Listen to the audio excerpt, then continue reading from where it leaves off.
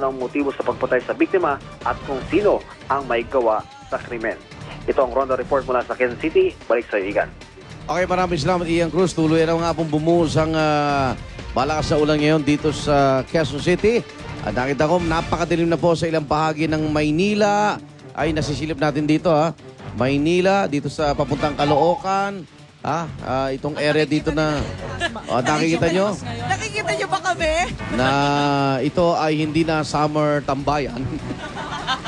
Okay, Ronda Report sa Ilocos Norte, bulto-bultong shabu na mula sa dalawa umanong big-time drug pusher.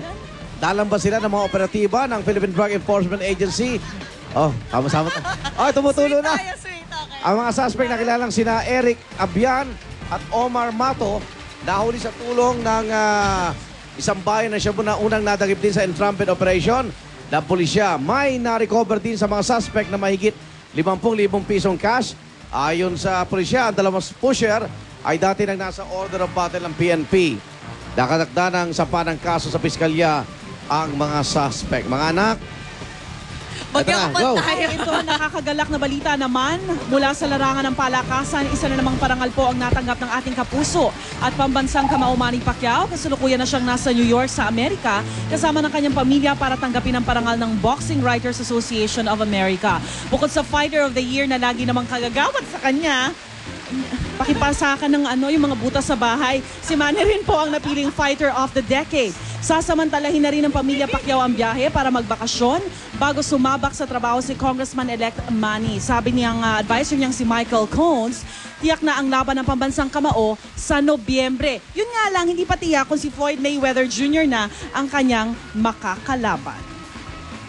okay, lagay ng panahon tayo.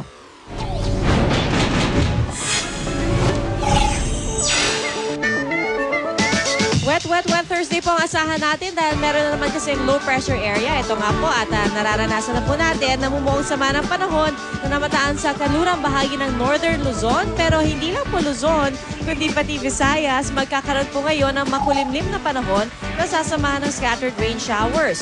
At ang Mindanao naman magkakaroon ng pulong-pulong pag-ulan sa dakong hapon o gabi. Sisikat po ang araw, dakong dapat sumikat siya kanina. At mamaya po sunset around 6:22 po yan ng gabi at i-check naman po natin ang lagay ng panahon sa iba't ibang dako ng Pilipinas.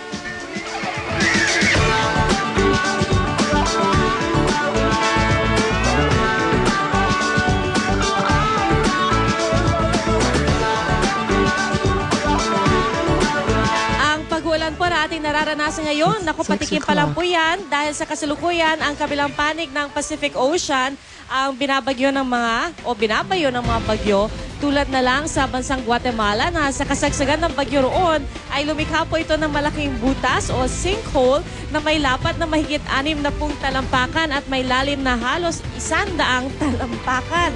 At nangyari po ang paglubog ng lupa sa gitna mismo ng isang intersection po yan ng kalsada. Nako, medyo malala po yan sa isang pangunahing lungsod po nila roon at sa sobrang laki nito. Isa pong pabrika at 2 tao ang nilamon ng sinkhole at imagine po kung sa pagbuhos ng ulan dito, bigla na lang naguho ang lupa sa gitna po yan ng EDSA. Kaya nako. Malayo man mangyari yan dito sa atin sa Pilipinas pero para sa isang geologist, posible pa rin. Katunayan, may ilang sinkhole na rito sa Argao, Cebu. Sa butas na ito, kasya raw ang isang katedral. Mahigit na ang metro po. Ate Cory, tabi ka na konti. Hindi ko makita yung prompter. Ate ko. Okay, Ate Cory, yung payong mo. Ate Cory, yung payong mo. Hindi ko makita. Pasensya na po kayo kasi sobrang lakas po ng ulan ngayon. Kung lumabas kayo, makikita nyo o tumingin kayo sa labas. Okay, mga igan, dyan lang kayo. At inuulan na kami dito. Morning, gimikan natin tuloy-tuloy mga igan.